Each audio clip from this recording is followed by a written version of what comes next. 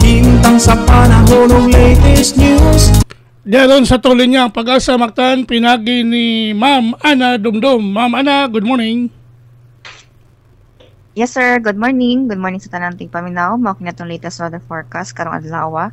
And sa kasamtangan ang hangin amihan mao gyud pinagapektar ngadto sa kinatungnyang bahin sa Northern Luzon. O ingon man ang shear line nagapektar sa Central Luzon o sa nabiling bahin sa Northern Luzon. Ug diri sa Visayas, tibok Visayas makasinati og panagsang mapanganoron ngadto na sa mapanganoron ug adunay chance sa patak-patak nga pag-ulan o pag-ulan nga adunay pagdugdugda sa mga localized thunderstorms.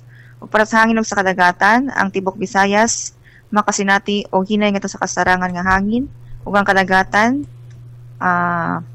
hangin nga gikan sa sidlakan ngadto sa amin ang sidlakan ug ang kadagatan malinawon ngadto na sa kasarangan ang mga pagbalod.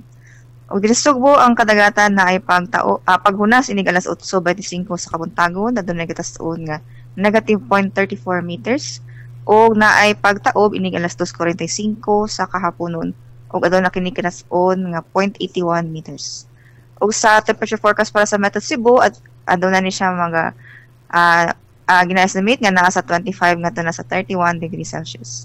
Og ang haring adlaw mo silang niya alas 6:03 sa kabuntagon og mo salop inig alas 5:35 sa kahaponon. Ug diri ako kutob kini sa Ana Dumdum gikan diri sa Dios ti Pag-asa Mactan, maayong buntag ug daghang salamat. Salamat Ma'am Ana Dumdum, ya happy new year day nimo. Ya happy weekend. What's up yan, sir? Okay, good morning. Inyo gadabati ang atong weather update kung dagan sa kahimtang sa panahon nining adlaw Sabado pizza 4 bulan sa Enero tuig 2025.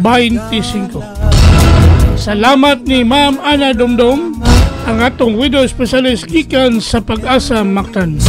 Salamat sa Pag-asa Mactan ug mayong buntag kanatong tanan. Ikan sa TV stations, may palakauban kang kubra in action.